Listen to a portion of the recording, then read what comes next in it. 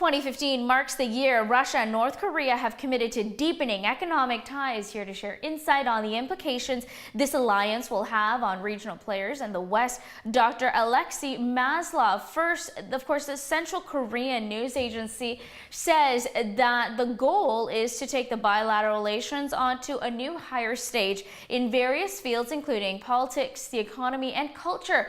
Now, in my opinion, the most strategic move would be for North Korea to diversify its sale of mineral resources, particularly zinc and lead, to the Russians, because that would mean they would have less of a reliance on China. But is this greater intimacy really something the Chinese are going to stand for? Well, I think that in this case, China will be, and already is, completely unsatisfied by all these new steps and new policy of North Korea.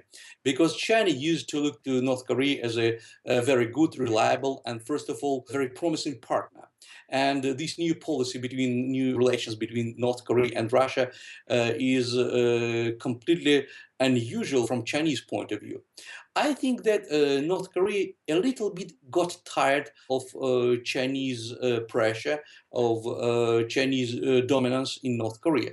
That's why North Korea tries to find a new partner, at least not less reliable, but first of all, non-Asian partner. But taking this conversation from the philosophical to more tangible, there's of course this next symbolic juncture that's going to take place, and that is the creation of a Russian-sponsored railroad running through North Korea, bringing back the Trans-Siberian Railway. Would this move, Doctor, really solidify Russia at the heart of the Eurasian trade movement? I think that symbolical steps with North Korea is also very important, because we got a very, say, quiet period of relations, for example, 5 years ago.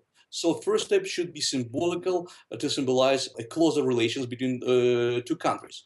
But today, I think maybe a couple of months ago, both countries made new steps to more practical steps, including, first of all, new system of automobile tracking between North Korea and Russia. Another point which is very important, maybe it could be a new stage of this pipeline between North Korea and Russia. What then? I want to go back to that superhighway question. What do you make of the highway's implications for Russia's ability to spread its influence? Well, I think that North Korea plays a very important, I can say the key role in the new Russian direction to the east. Because when Russian leaders speak about that Russia turned face to east or turned face to Asia, a lot of critics told that Russia wanted to develop more closer relations with China. But it's not the case. It's not just about China. It's a question about all Asian countries, including East Asia and Southeast Asia countries.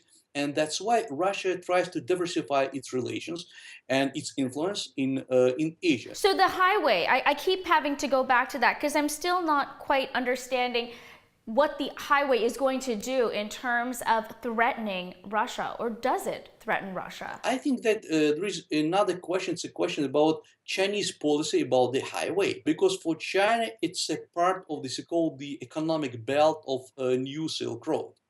And Russia officially doesn't support this new Silk Road.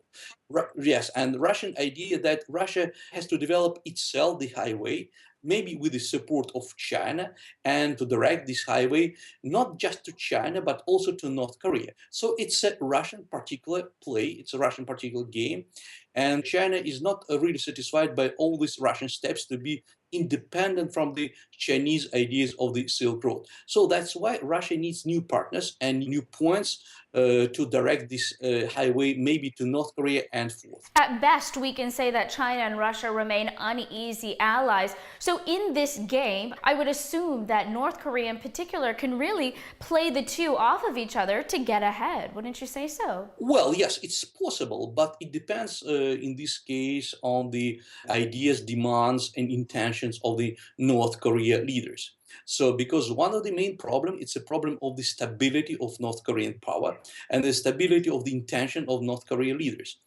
We know a lot of cases when North Korean leaders completely changed their minds after some official declarations. So what Russia needs, we need a stability in the relation between North Korea and Russia, especially in a political sense, not just in economic sense.